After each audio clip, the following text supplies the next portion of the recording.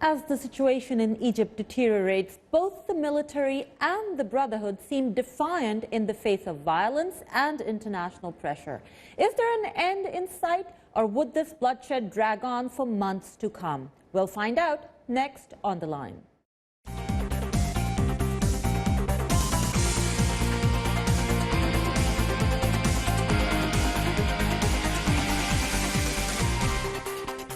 This is On the Line, and I'm Ashton.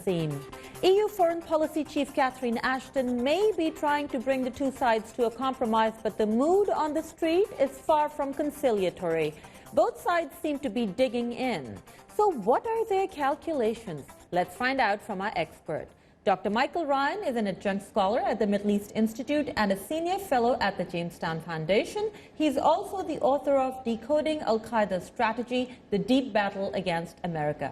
Dr. Ryan, welcome to On the Line. Thank you. Let's start with the military. Did they expect and calculate this kind of reaction, sit-ins, protests, even violence?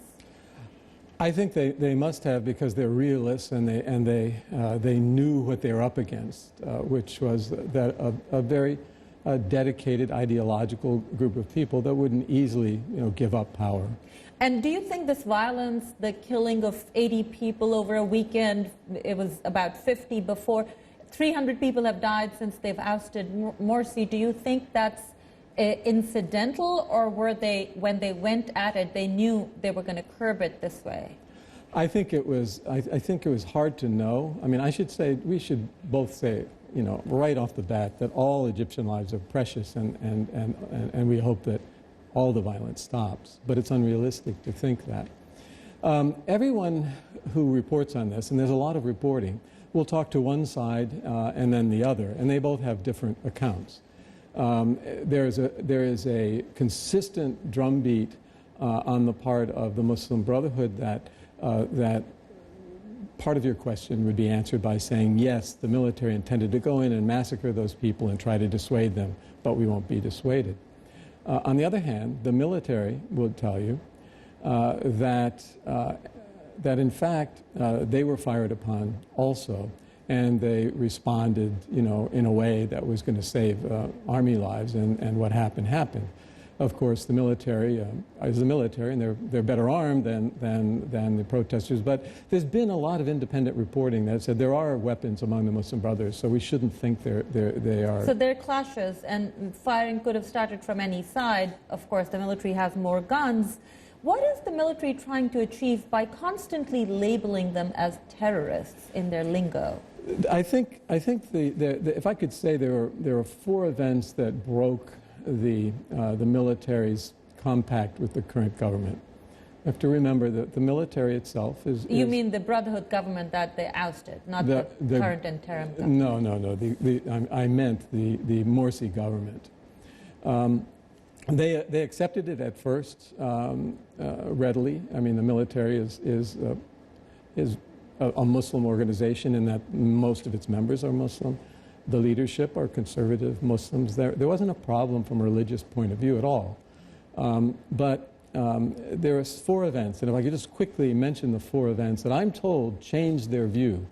The first event happened on December 11th, 2012, when what happened was that President Morsi asked General Sisi to get together, and this was after Morsi had made a lot of controversial declarations, putting himself above the law, to call in all the opposition, and we could have a big meeting of reconciliation and try to get beyond this. So Sisi did that.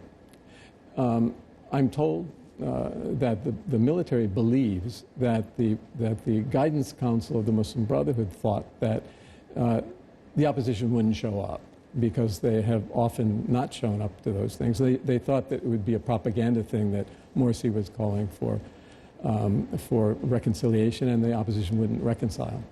But then what happened, in effect, was that people showed up, everybody started to show up, and the Guidance Council informed them that the meeting was off. And so then Sisi had to tell the people who had come to sort of disperse. And this was widely reported that the meeting came and then it fell apart. So they thought that Morsi wasn't calling the shots, because why would he ask Sisi to do this if he was going to be the final decision maker, and then in the midst of the meeting say it's off? The second one was when the military leadership in February gave a big briefing to Morsi. There was multiple leaders about the threats, internal and external threats. That is part of your question. Threats. Security threats. It was a classic threat briefing which you get in the United States government, any government, with all the people involved. And they didn't just talk about the threats on their borders in Sinai or Libya or Sudan, which they're very concerned about, or the water problem. They talked about also internal security threats, things that would be of concern to, like the FBI here. They felt that their briefing went on deaf ears because as far as the Sinai went, Morsi basically asked them not to fight against these people in the Sinai because Muslims shouldn't kill Muslims and that they should sort of back off. This obviously didn't go down well with them, so they thought he was not really in our, he's not in our camp. He's not in our camp, and Sinai is very, it's a very sensitive and strategic area. You can't emphasize the importance of Sinai to Egypt. I mean, the 73 war, the Yom Kippur War, that war basically was fought very fiercely to basically get back to Sinai. Exactly. And also, you can't have a secure Egypt if the Sinai is open, and it's always traditionally been a problem.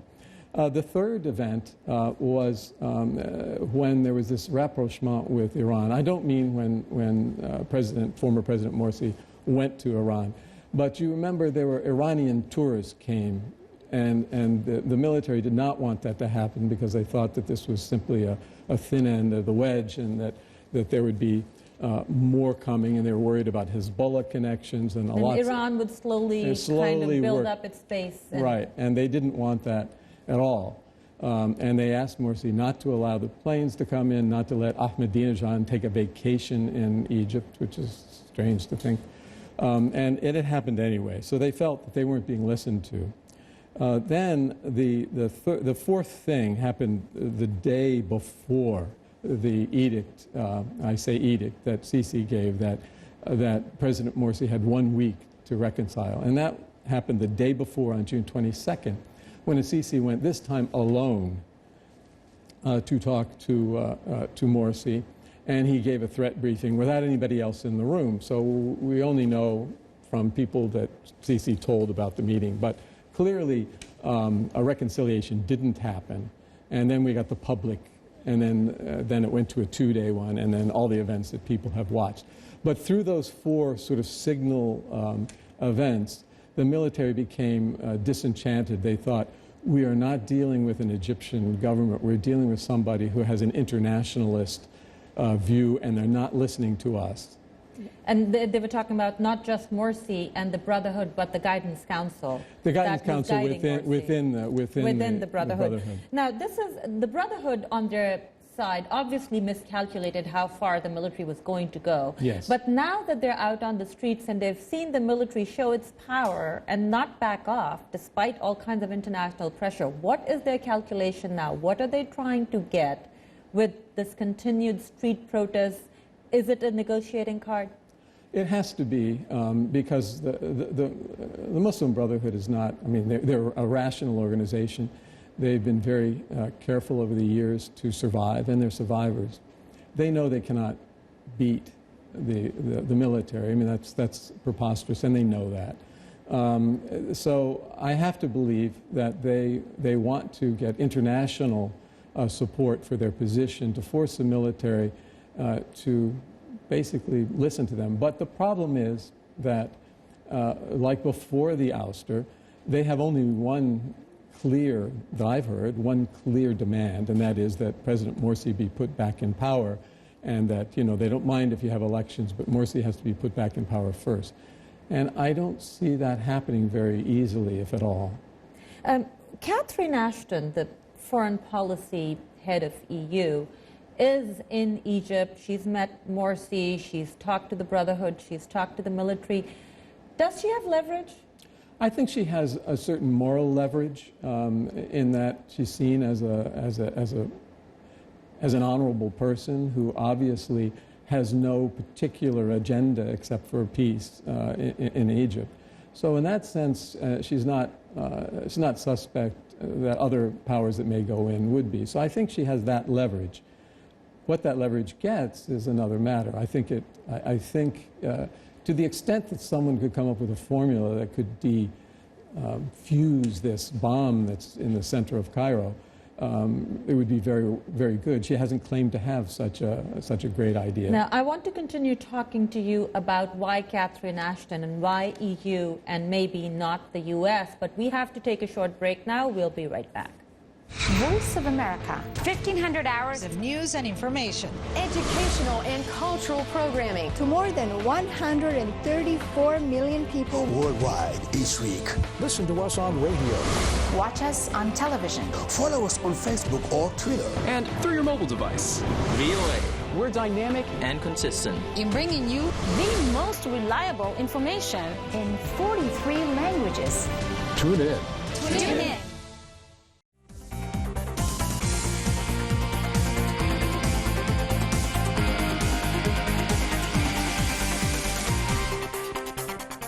Welcome back to On the Line. I'm Ashton. We are talking about the ongoing crisis in Egypt and whether there's any hope of a peaceful resolution. Our guest is Dr. Michael Ryan, a Middle East expert and author of Decoding Al-Qaeda's Strategy, the Deep Battle Against America. Dr. Ryan, we're talking about Catherine Ashton. What kind of leverage does she have? What kind of leverage does the EU have with the Egyptian military, for that matter? I think they don't have much leverage. I think they have certain moral suasion. Quite frankly, I don't... Not like America, where they're holding the purse strings for military aid. But I think that's yes, they're certainly not. But let's say they were. I still don't think they... And civilian aid, they're one of the biggest civilian aid donors to Egypt, though. No, they have... It's not about assistance. I think that's a misunderstanding, a common misunderstanding, in that the military is not driven by the pocketbook, that we give them money and so therefore they're nice to us. I think that's a common misperception. It's the whole strategic concept. They know that they know who the superpower in the world is, and they know that if they're going to deal successfully with Israel or their neighbors, that the United States somehow has to be at least understanding their position and if not supporting it, at least understanding. So I think the Egyptian military is probably very eager to have a rapprochement with the United States, and I think the United States has tremendous leverage with them. And what about the Brotherhood? I think the Brotherhood also has the same calculus. I must say that because of the ouster and because there have been arrests of some and warrants for arrest of others, I think the Brotherhood at the current time is in a little bit of a disarray, in that it's not going to be able to take, I think, the wisest decisions because they can't consult easily with one another. So now that the Brotherhood leadership, as you pointed out, a lot of them are in jail, under house arrest, the military is limiting them, we still see all these street protests. So A, who's organizing and controlling them, and B, if they're happening because of several groups doing it and the Brotherhood leadership is not in one place to think and decide, how are we going to manage the negotiations then?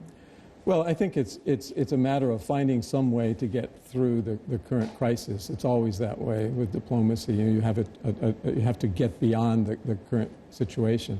So the first order is to stop the killing, which may mean any number of things. I mean, I could invent something, but the Brotherhood supposedly has the right to protest, and they say peacefully. The military claims they have guns in their midst.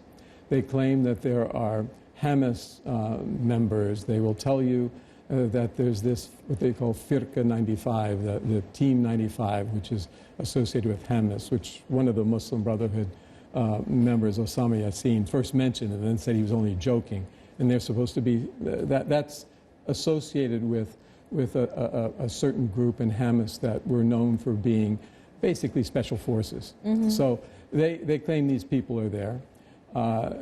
So they're going to be very careful. They're not going to, it's not a situation, they don't think it's a situation, for instance, that the Turkish government faced in Taksim Square, where they're able to use water cans and other things, because they think if they try that, that soft approach, that what they're going to get is gunfire, and they're going to have to see. But some they've of the never people tried killing. the soft approach, though, so they went straight for the kill. It's because of what they think is going on. The problem is, if a representative of the Egyptian military were in this room, you would probably have a very difficult time convincing them that Hamas, sort of as a terrorist organization, groups that are trying to basically create problems between Egypt and Israel in the Sinai, and that are against any democratic government, and that are basically jihadists, as Al-Qaeda in some cases. You couldn't convince them that this is not going on and that has to stop. And they feel like they have to clean up Sinai first, and then they've got to clean up Cairo, Now and then they've got to clean up Libya, the Western government, and Sudan. And so you're not going to get any place with the soft You approach. mentioned Sinai, and you also mentioned something very interesting, which is the Egyptian military is not looking at aid as something that you give them money and they're nice to you. That was the calculation in U.S. when they decided not to label it a coup and not to cut off aid. They wanted to keep their leverage with the military. Is it a big enough leverage? It's a the way it's leveraged. Excuse me. The way it's leveraged is that it would be a tremendous political act to cut off aid, because what it would be saying is you're not worthy of our assistance. It's not the money, it's not the pocketbooks. I mean, the Egyptian military have many businesses, within Egypt. They can support themselves. They've been on hard times. They're tough people. It's not about that. It's about the political symbolism of the fact we're saying you are the ones at fault. No, but it's also just saying you just ousted an elected government, get them back on, and we'll have the money flowing again. Right. And that I think you and I agree that most of us think that the way you avoid conflict is you have elections and people win, and then you have the next election and maybe the other guys win, and then you don't have to do this. That's going to be extremely difficult, partly because we've left the Egyptian people out of the equation in the conversation. The military never would have done this in the first place if part of their very strong calculation that at least 70% of the Egyptian people wanted Morsi out, and that of that, some smaller number believed that if they left Morsi in, that the steps he was taking and the people that he was putting in place were going to destroy democracy. Now, I want to come to the conclusion of where this is going, but very quickly, a very interesting point that I want to bring in is one of the calculation in U.S. is if they cut off aid, then the Egyptian military might say we don't have resources to now fight extremism in the Sinai Peninsula and any terrorist activity, and that could impact the peace negotiations between Israelis and Palestinians. Do you agree? Well, I don't know what the Egyptian military would say. They might say that. They might say a number of things. I do know that there are other people in the world that would be happy to help them with arms. It's not hard getting arms in this world. It's not about arms. I mean, the Russians, Putin has said he'll stand by Egypt. We don't know what he means by that. The Chinese certainly and a capable. couple of Middle Eastern countries have already offered aid to the Egyptian military. And will give them aid. But I mean, you'd need to have a large, sophisticated arms-producing country. I mean, sophisticated industrially, to really support them. Do you see this going towards a peaceful resolution, or do you think it's going to be a stalemate for a while to come? I think it's going to be a stalemate for a while. One of the things that, perhaps the best thing that could happen, is if Morsi is part of the conversation, even if it's not in public, and if they can find some way of bringing all parties to the table for an election. Morsi would have to be a statesman. I don't know if he's got it in him, and stand back, because they're not going to let Morsi back in. How are they going to have elections in 6 months with all this violence on the streets? Well, they're not going to have elections probably in 6 months. It's like all these elections that we've seen throughout the world in these kinds of situations. But I think they will work to try to get elections. But I think if there is continued violence, I think we will see a crackdown. I don't think they'll allow serious violence to go on in Cairo and major cities. And with all the praise Sisi's getting from the protesters who wanted Morsi out, do you think he might be eyeing the presidency for himself? I don't see how humanly it would be possible for him not to be, but it also is probably in his calculation that it may not be a prize to be the first president or the second president in this next phase of Egyptian history. The economy is really bad. Unemployment is really bad. He may not want to step in, and he's a young man. He doesn't have to move now. He can be a guardian of the democracy and step back. He doesn't have to move in. And they've recently resurrected the police force that was really reviled during Mubarak's time. Yeah, I understand that. And you know, basically, I have very mixed views about this. If they act, and I hope they don't, and I don't think they will, the way the police force did under Mubarak, it was very oppressive, very repressive, and it won't work. And that's not what the people want. So I don't think it's going to be like that. But that's something where they have to be advised to be careful. It was a very interesting conversation. I'm sure we'll have more of it, but I'm afraid that's all the time we have for today. I want to thank our guest, Dr. Michael Ryan, a Middle East expert and author of Decoding Al-Qaeda's Strategy, The Deep Battle Against America. And thank you for joining us. Please send us your questions or comments or watch our past shows on our website, voanews.com/ontheline. We look forward to hearing from you and hope you'll join us again next week for another episode of On the Line.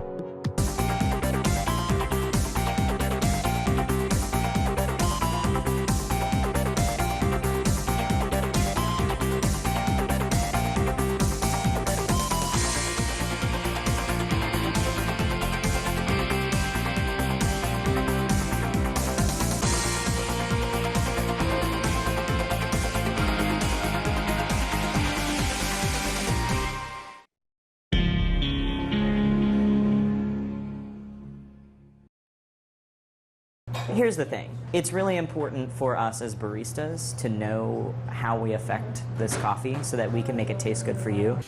I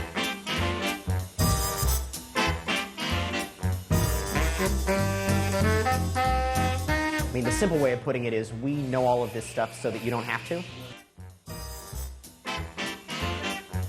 Any brew method has to be taken care of, has to be done right to produce the ideal cup. Balance is the most important factor in what people are trying to achieve when they brew coffee. There are a number of variables that affect extraction. The amount of coffee and water that you use, the amount of time that coffee and water are in contact, size of coffee particles, turbulence, agitation, and the temperature of the water are all factors in how much is extracted from the coffee. The wrong level of any of those can lead to over-extraction or under-extraction. So what you do is you grind up the beans into small particles so that the water can get in and get back out again quickly. But there's also the evenness of the grind. Largely what you're trying to do is get as even a particle size as possible. If you have big particles and very small particles, then the small ones are going to extract really quickly, and some of those unpleasant, bitter, astringent things are going to start coming out while you're still waiting for the larger particles to release their good stuff.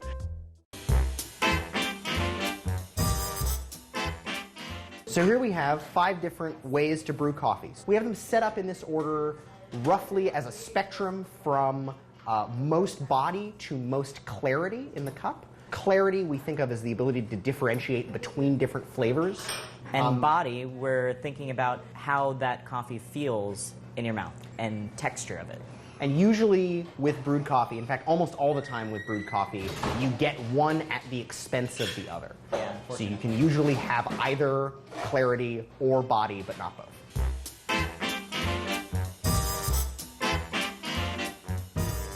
So the siphon offers a really great compromise, gives you the best of both worlds, great body, but also great clarity of flavor.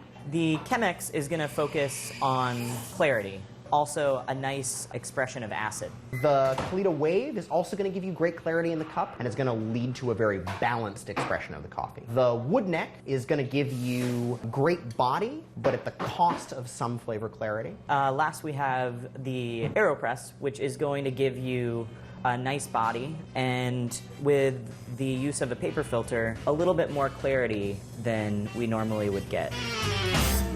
So if you use a paper filter, which has very, very fine pores, then essentially you screen out all the particles from the bean, and what you're left with is just the water-soluble stuff, which means that it's relatively stable. If you can keep it warm, it'll keep its flavor pretty well. If you use a metal filter, a gold-plated filter, the pore size is much bigger, and so you do end up with little particles of the coffee bean ending up in your coffee. Those little particles continue to extract, and so that means that that cup is going to get a little bit less pleasant with time, and so it's probably better to drink it sooner rather than later. We do take it seriously, but we also want it to be really accessible.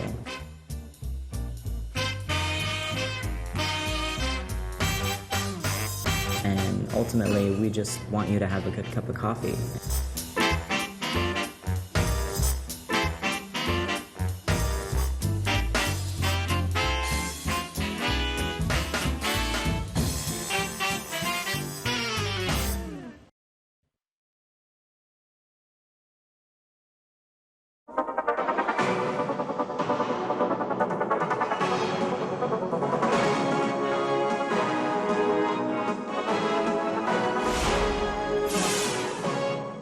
In the mid-1960s, almost half of those who smoked cigarettes in this country were up to a pack a day or more. That number began to decline in 1965 after the U.S. Surgeon General issued the first report linking cancer to smoking.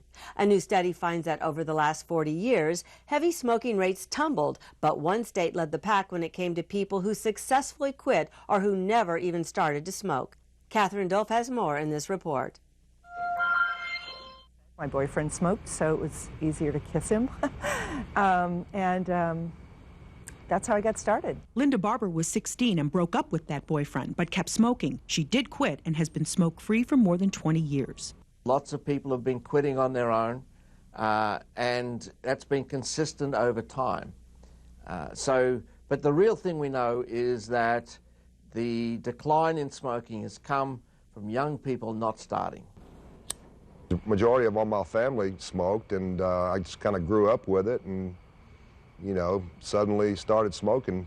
Jim Hooker was also 16. He's been smoking for almost 30 years. However, both Jim and Linda live in California, a state leading the nation when it comes to those who have successfully quit or who never even started smoking. Over 1/3 of the population don't know a smoker, have not seen a smoker in the last year. Dr. John Pierce from the University of California, San Diego and co-authors analyzed U.S. government surveys from 1965 to 2007. Researchers say although heavy or pack-a-day smoking nationwide declined significantly during that time, California had the largest decrease. The large tobacco control program in California, which started in 1988, that had a major impact on smoking rates. High cigarette taxes and enforcing smoke-free environments are stronger in California than in other states. The prevention of people getting up to at least half a pack a day. This has been a major effect that is impacting lung cancer rates already and is going to have a bigger effect in the future. In 2007, less than 3% of Californians were smoking a pack a day, and it was only 7% in the rest of the nation. These lower numbers have had a huge effect on lung cancer rates. California was higher until about the mid-80s, and then it started to decline. The lung cancer rates are now half those of the rest of the country. And also on social norms. Changing the social norms around smoking work. It convinces the young people not to become addicted in the first place. I'm making that, you know, hopefully the last effort to stop. Good. And I'll be smoke-free, just like you.